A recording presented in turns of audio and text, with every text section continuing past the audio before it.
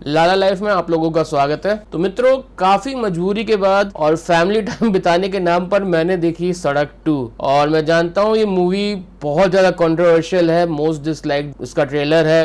लेकिन trust me, जितने लोगों ने भी इसे डिसलाइक किया है ना, सही किया है। ये वाकई में इस चीज को डिजर्व करती है। तो मित्रों, सबसे पहले बात करते हैं महेश भट्ट साहब की, जो कि इस पिक्चर के डायरेक्टर हैं और काफी हद तक इस मूवी से जुड़े हुए हैं। तो ऐसा कहते हैं कि एक समय की बात है जब महेश भट्ट साहब की मोतियाबिंद का उनका इलाज हुआ था और उनकी आंखों में पट्टी पड़ी थी। तो बांद्रा मच्छी बाजार से वो निकल रहे थे और आंखों में पट्टी पड़ी हुई थी। तो जब वो वहां से निकले तो मालूम है उनके मुंह से क्या निकला?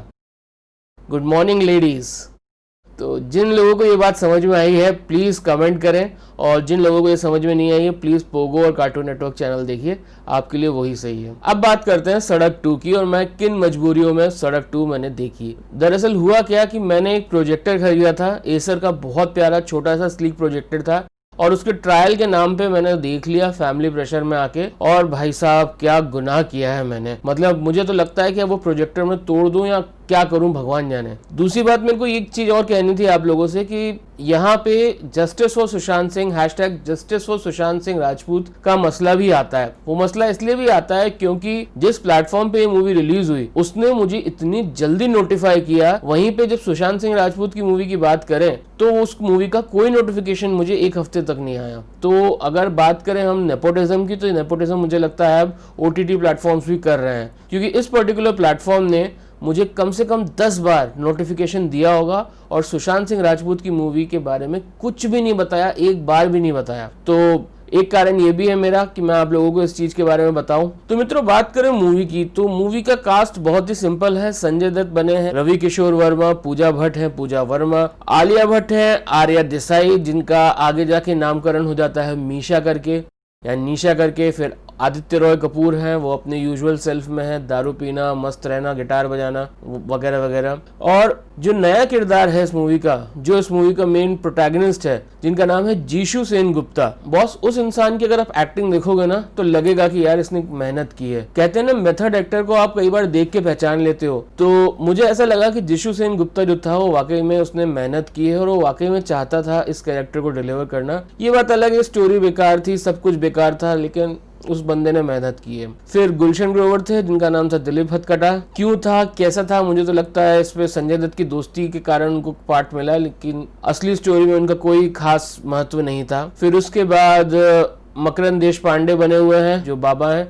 अगेन उनका रोल भी कोई खास नहीं है। आप जब ऐसी मूवी बनाते हो तो आप एक्सपेक्ट करते हो कि कोई कल्ट के बारे में बताएंगे या किसी बाबा के बारे में। आप एक्सपेक्ट करते हो कि कोई जो फेक गुरुज होते हैं, जिनके स्कैंडल्स होते हैं, उनके बारे में कुछ बताना। ऐसा कुछ भी इंफॉर्मेशन नहीं दी गई है। बस ये बताया गया है कि आलिया भट्ट की मदर की डेथ के वो रिस्पॉन्सिबल हैं बाबा जी, और क्यों है, कैसे हैं, क्या है, वो पूरी एक मिस्ट्री छोड़ी गई है। फिर उसके बाद उसमें मोहन कपूर हैं, ACP राजेश, बहुत ही गेस्ट अपीयरेंस टाइप रोल था उसका, और अक्षय आनंद और अब्दुल कादिर अमीन वगैरह वगैरह का छोटे मोटे रोल्स हैं। अब बात करें स्टोरी की, तो स्टोरी कुछ इस तरीके से है कि आलिया भट्ट है, बड़े बाप की बिगड़ी औलाद, 21 साल की एज में सारी प्रॉपर्टी इनके नाम होने वाली है, और इनके अपने ही पिता ने अपनी बीवी का खून करके अपनी बेटी का खून करना चाहता है, और उनकी बेटी को ये बात पता नहीं है कि मेरा बाप मेरे को मारना चाहता है। ठीक है, इसी के आसपास पूरी स्टोरी रिवॉल्व करती है। टिपिकल महेश भट्ट फिल्म, आप चाहे क्रुक देख लो, चाहे जन्नत देख लो, चाहे राज देख लो, सभी में होता क्या है कि वो आपको हमेशा बताएंगे कि एक बहुत बड़ी प्रॉब्लम है, world over phenomenon,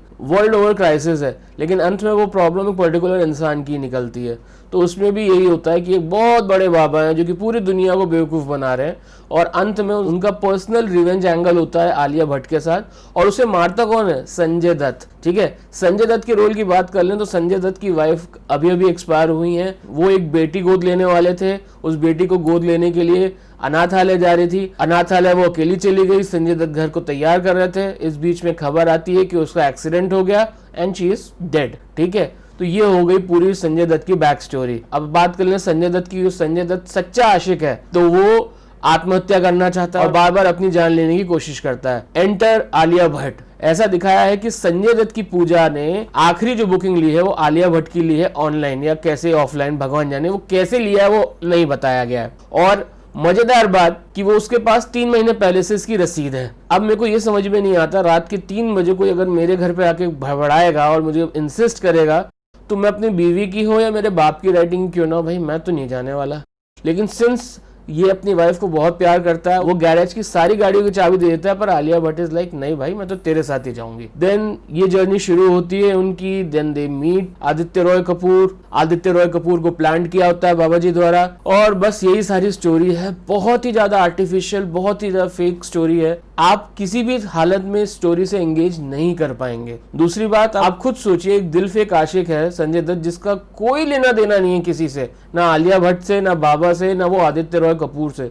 yet he becomes the मसीहा, he becomes the soul who takes revenge, और वो जाके सबसे बदला ले लेता है। मुझे ऐसा लगता है कि ये एक टिपिकल संजय दत्त का स्टंट था। जिस तरीके से अमिताभ बच्चन ने एक सोलो एक्शन मूवी की थी, उस तरीके से संजय दत्त का एक स्टंट था अपने आप को एज एन एक्शन स्टार री एस्टैब्लिश करने के लिए। बट बहुत ही ज्यादा गलतियां थी, संजय दत्त से एक्शन नहीं हो रहा था। हो सकता है उनकी तबीयत खराब हो, बट सीरियसली मुझे मजा नहीं आया। तो ना चाहते हुए भी मुझे ये मूवी का रिव्यू करना पड़ा, ताकि मैं आप लोगों को बचा सकूं, आप लोगों को बता सकूं कि भैया मत देखना है मूवी। अगर आप लोगों ने इस मूवी को मोस्ट डिसलाइक्ड ट्रेलर का अवार्ड दिया है तो वाकई में सही दिया है। अच्छा हुआ ये मूवी थिएटर में रिलीज नहीं हुई, वरना जो भी थिएटर में जाता वो अपने पैसे डुबो के आता। तो I seriously hope you don't watch this movie. अगर आपको ये मूवी किसी को दिखानी है तो पक्के में आपका इंटेंशन ये होगा कि मेरे को सामने वाले से बदला लेना है और दुश्मनी निकालनी है। तो आई होप मैंने आपको काफी अच्छा स्पॉइलर वाला रिव्यू दे दिया है। आई होप आप लोग ये मूवी